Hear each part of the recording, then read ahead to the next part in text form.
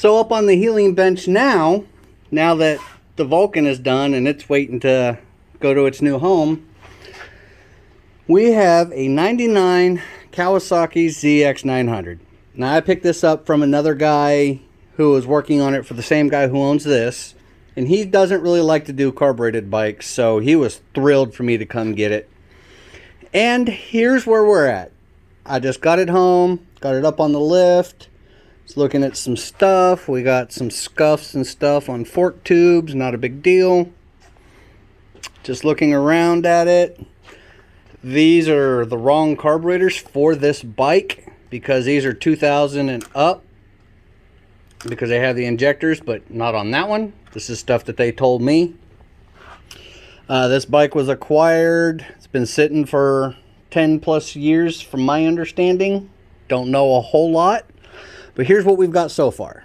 So this is the wrong right controls for it. So we can see that's got a male connector and this is a male connector. So I jumped on the old Gargler, did the jazz hand routine, and this thing is going to run. So I've jumpered here. This is the kill switch, the on and off switch. And then these two wires down here are the starter. I can't fire it up. I know it's going to run because it doesn't have any oil in it. But, and I don't think I can do this one-handed, but let's see. I've got a spark plug laying down here, coil, and I just tossed an old battery that a friend of mine left here from working on his bike. It spins over. I'm not getting any clickety-clackety from the fuel pump, but that could be related to the fun stuff up here. But I can see if I can do this. So there's the spark plug down here. So we're looking for spark, and let's see. It's not going to work. Anyway, just take my word for it. I cranked it over.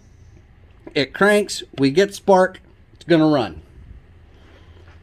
So we're good there. So now what I need to do is I either need to source, I guess is the right word. I need to source either the right control, or I need to take the right control off, cut all these wires, and splice in a connector that'll just plug right into here. So I'm going to talk to the owner and see what he wants me to do.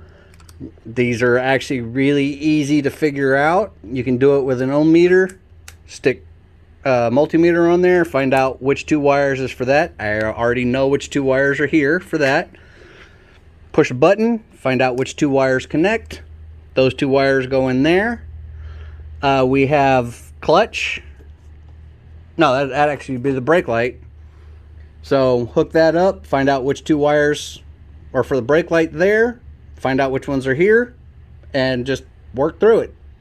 6 freaking wires. It's not complicated. So I'm going to talk to my guy and see what he wants me to do on that, but this thing is going to run. So let's go ahead and take a walk around it.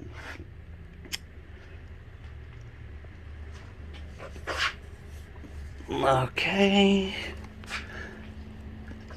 The good thing is I've actually got a bunch of parts for this thing. He's already bought a lot of this off of me to help get it going. Everything looks pretty good. There is no oil in it, so can't really do anything until I get some lubricating juice. So here is the exact same plug, which is what I need for that over there. And I have this harness off of my old ZX9 that I put 120,000 miles on. I miss that bike. I miss it dearly. And now I've got one up here on the healing bench. So, I mean, I could literally, I just saw it. It's down in this box somewhere. Here it is right here. As a matter of fact, that's the wrong plug, so that ain't gonna work. But luckily, I have my old wiring harness. So I should just be able to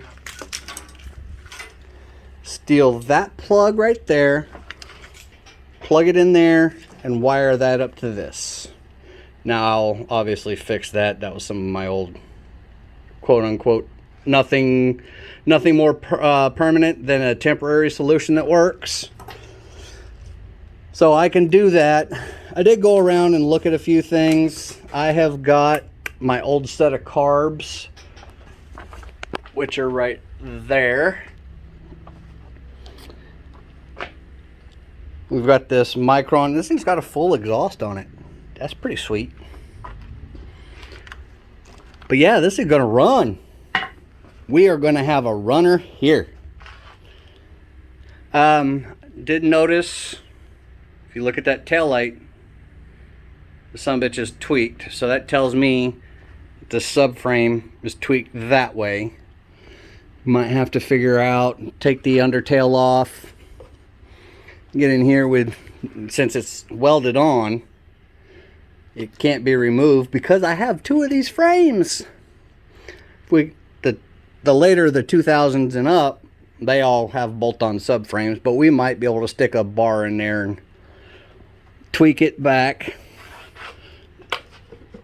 Or it could just be this. It might actually just be this under tray, which I have got one of those. Went through and I looked at a bunch of the electrical connections, and let's just pull one at random, see what they look like. Yeah, see, we got corrosion growing inside there.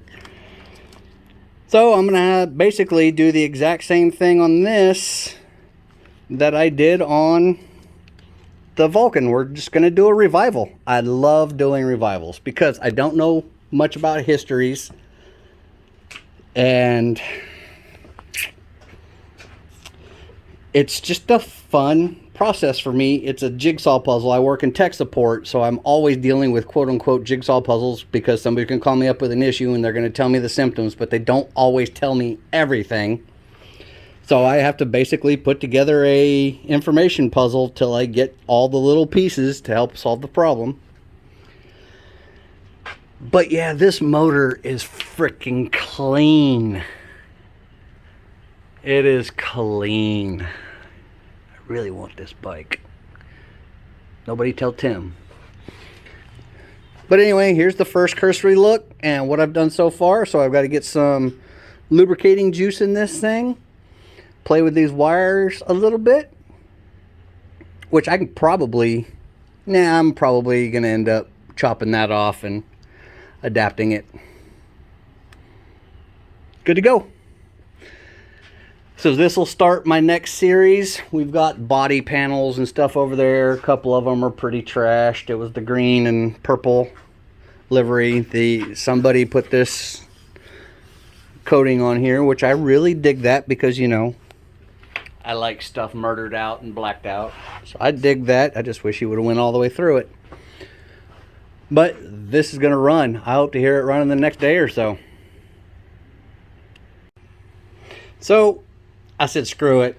Went to AutoZone, grabbed some lubricating juice, crimped on some terminals to my Lone Wolf 5000 here. Got it hooked up to the starter button.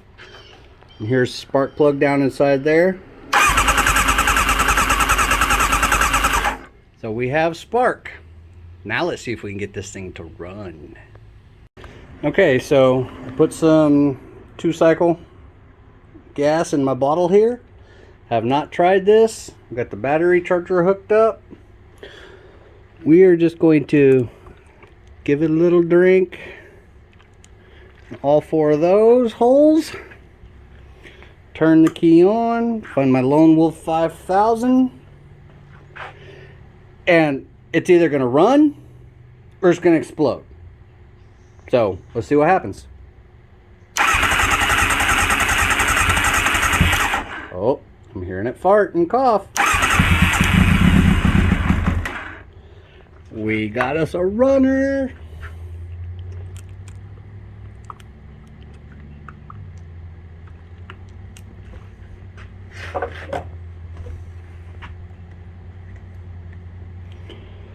Whew.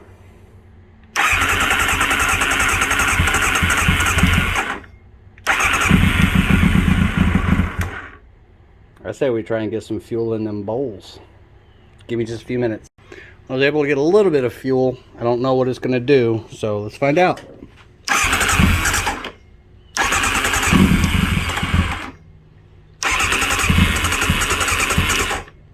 I got an idea. Let me hang up my tank. Alright, so I got my little Honda 50cc gas tank hung up from the ratchet strap.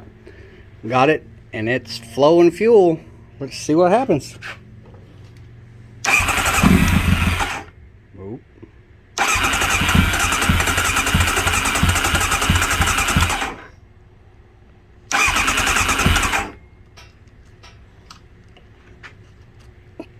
Choke cable's hooked up, so let's try that.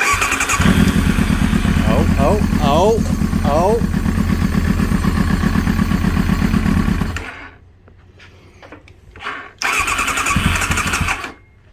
I don't know if this thing has any coolant in it.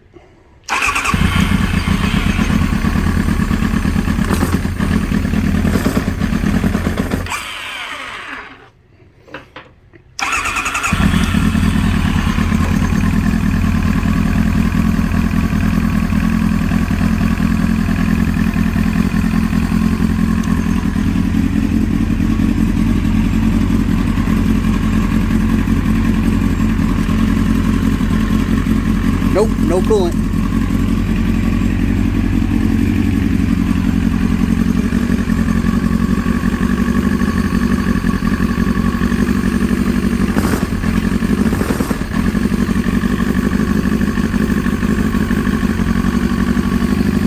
We got us a runner.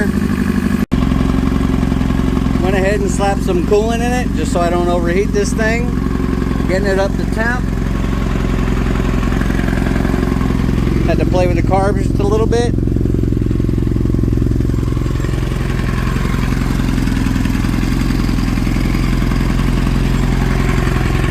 It runs.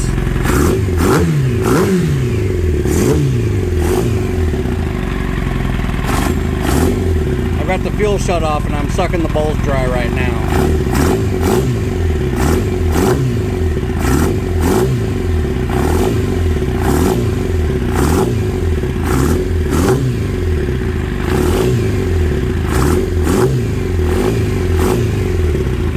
Got a weird vibration in it that I can feel.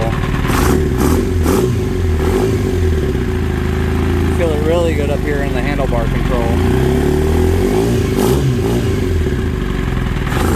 It just doesn't sound right.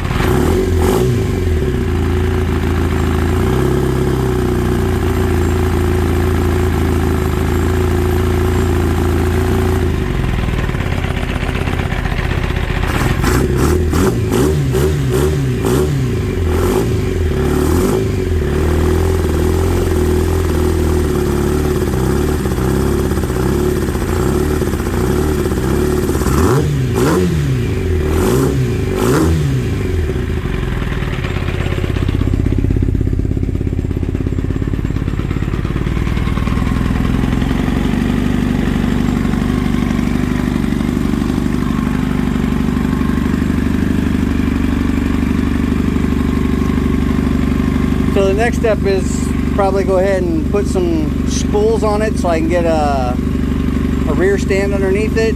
Make sure that the clutch works, all the gears work. I got on it and put my weight on it and broke this. So I guess I got to fix that, which luckily, guess what? Got one from my old 9, so not a big deal.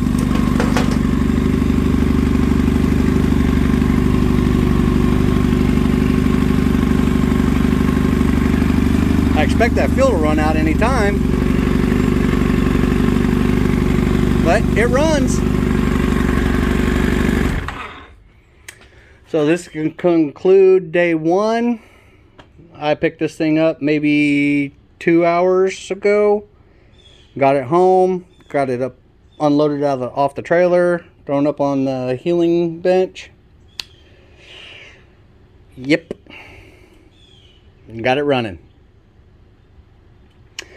So that'll be day 1 because I'm going to go ahead and let it cool down, and I'm not going to really mess with it much today. So there you go.